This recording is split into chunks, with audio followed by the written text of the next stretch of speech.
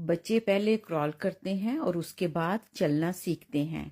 इसमें क्या हिकमत है? आइए जानते हैं। आपको एक मिसाल से वाज़ह करती हूँ।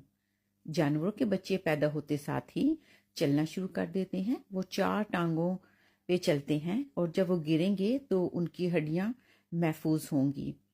चूंकि इंसान 2 टांगों पे चलता है, बच्चा जब पैदा होता है तो हड्डियां बहुत नाजुक होती हैं और टूटने के चांसेस बहुत ज़्यादा होते हैं। तो पहले वो क्रॉल करता है, अपने बाजुओं और टांगों दोनों को इस्तेमाल करता है। जैसे जानवर 4 टांगों पे चलते हैं, बच्चा भी क्रॉल इसी तरह से करता है ताकि जब वो गिरे तो उसकी हड्डियां महफूज रहें। और जब हड्डियां मजबूत हो जाती हैं उसके बाद वो चलना शुरू कर देता है। देखें अल्लाह सुब्हानहू व तआला की हिकमत। सुभान अल्लाह, शुक्रन। सवाल, बैतुल मामूर क्यों बनाया और इसका मतलब क्या है? तो आइए जानते हैं।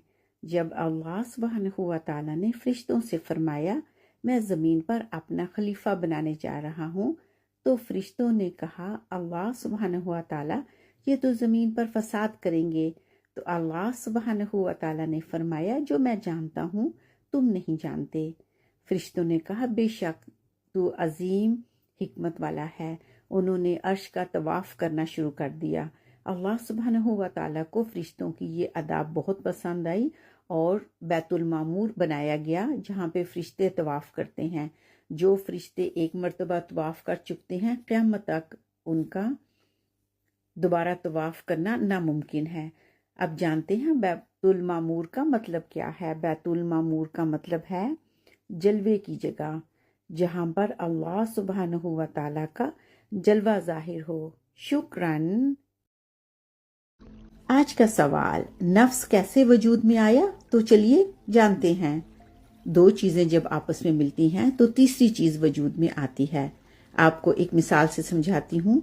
पानी और चीनी मिलकर शरबत बनाते हैं।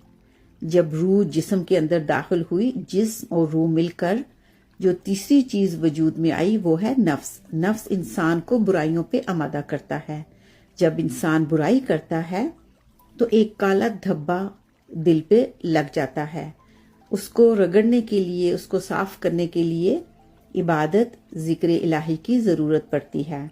फिर इंसान जब गुनाह करता है, धब्बा और गाढ़ा हो जाता है। इसको उतारने के लिए इंसान इबादत करता है, जिक्र इलाही में मशगूल रहता है।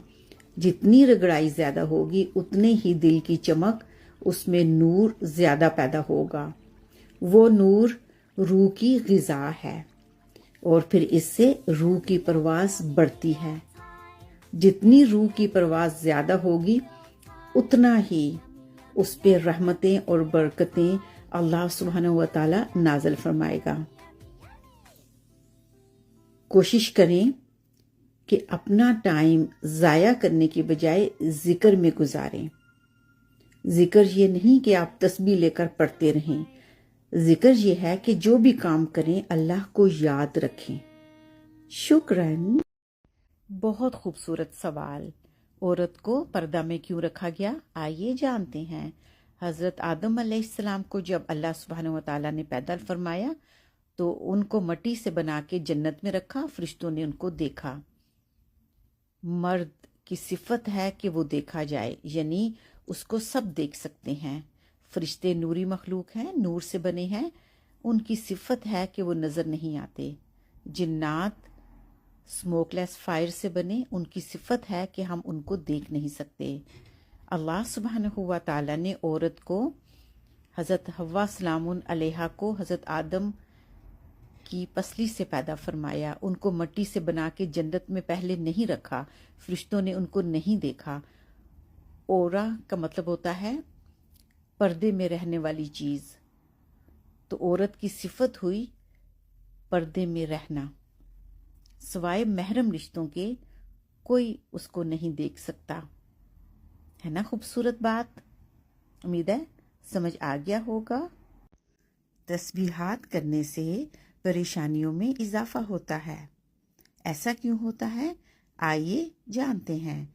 जब आप तस्बीहात करती हैं अल्लाह सुब्हानहू व तआला आप पे रहमतें और बरकतें नाज़िल फरमाते हैं।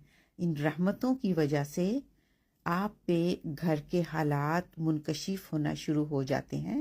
जैसे आपको पता चल जाता है कि घर में हराम की कमाई आ रही है, आपसे कोई झूठ बोल रहा है, आपको सब चीज़ों के बारे में सही तरीके से इत्तला नहीं दे रहे। जब आपको पता चल जाता है तो आप उनसे पूछते हैं, उनको मना करते हैं।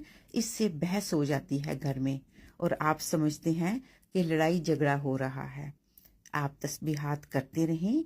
इस तस्बीह की बरकत से आहिस्ता आहिस्ता मामलात अपनी जगह पे आएंगे और ठीक होने शुरू हो जाएंगे। परेशान नहीं होना। अल्लाह की रहमतें और बरकतें हैं आपके साथ। उम्मीद करती हूँ समझ आ गया होगा।